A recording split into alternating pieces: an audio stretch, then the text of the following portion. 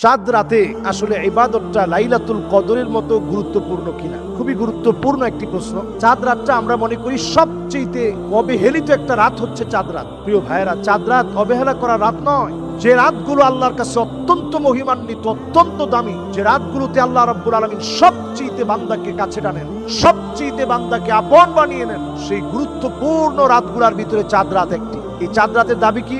চাঁদ রাতের দাবি হচ্ছে আমি সবচেয়ে বেশি আল্লাহ রাব্বুল আলামিনের কাছে ধর্ণা দিবেন যে আল্লাহ 1 মাস সিয়াম সাধনা করলাম, কতজন মাফ পেয়ে গেল, কতজন বরকত পেয়ে গেল, কতজন ক্ষমা পেয়ে গেল, কতজন রহমত লাভ করলো, কতজনকে আল্লাহ আপনি নাজাত দিলেন, আমার অবস্থান কোথায়? এজন্য এই সময় সবচেয়ে বেশি রমাদানুল মুবারকের চাঁদ রাতে সবচেয়ে বেশি কান্নাকাটি করেন, বেশির থেকে বেশি আল্লাহর দিকে রমাদানুল মুবারকের পূর্ণ বরকতের এই সময় ফুরিয়ে যাচ্ছে, একটু আল্লাহর কাছে সিজদায় পড়ে কাঁদেন। হযরত ওমর রাদিয়াল্লাহু তাআলা আনহু এই সময় কাঁদতেন, কোথাও উনাকে খুঁজে পাওয়া যেত না, উনি এত পরিমাণ কান্নাকাটি করতেন। লোকেরা প্রশ্ন করতো যে এত পরিমাণ কান্নাকাটি করার কারণ কি? তিনি বলতেন, তোমাদের গুনাহ হয়তো মাফ হয়ে গেছে, আমি ওমর তো জানি না যে আমার গুনাহ মাফ হলো কিনা। এজন্য তিনি কাঁদতেন।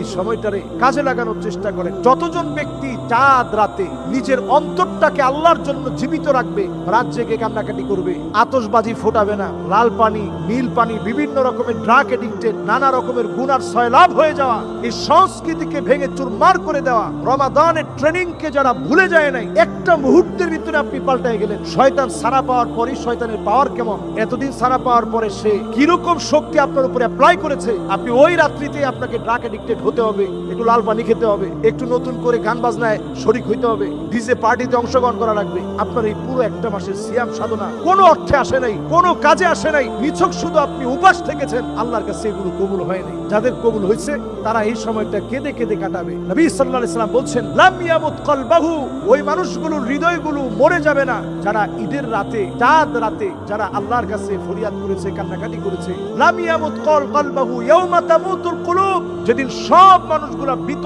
সন্তুষ্ট হয়ে যাবে, মালিকের সামনে দাঁড়াতে তটস্থ হয়ে যাবে। আল্লাহ যেদিন বলবেন ইকরা কিতাবাক, তুমি তোমার নিজের আমলনামা পড়ো, যেদিন মানুষের কোনো উপায় থাকবে না, সেই কঠিন মুসিবতের সময় যারা চাঁদ রাতকে আমল করে কাটিয়েছে, আল্লাহ তাআলা তাদেরকে মাফ করে দিবে। সুবহানাল্লাহ বিহামদিহি। তাহলে বলতে পারি আমরা, লাইলাতুল কদরের রাতের যেমন একটা দাম আছে, গুরুত্ব আছে, লাইলাতুল নিসফি মিন শাবানের রাতের যেমন গুরুত্ব আছে, ইয়াউমে আরাফাটা যেমন আল্লাহর কাছে দামি একটা দিন, ঠিক তেমনি চাঁদ রাতও আল্লাহর কাছে অত্যন্ত মহিমান্বিত একটা রাত। এই রাত শয়তান সবাইকে জাগতে দেয় না, কিন্তু আল্লাহর অসংখ্য গোলাম এই রাত জেগে জেগে কান্নাকাটি করে। এই জন্য বাসায় অন্তত দুরাকাত করে নামাজ পড়ে আল্লাহর কাছে কান্নাকাটি করে আমরা সময়টা পার করি। আল্লাহ আমাদেরকে তৌফিক দান করুক। তাই বলে এটাকে কোনোভাবেই কদরের রাতের সমান মনে করা যাবে না। এটা গুরুত্বপূর্ণ রাত, কান্নাকাটি করবো আল্লাহর কাছে, শেষ একটু ধর্ণা দিব। আরেকটা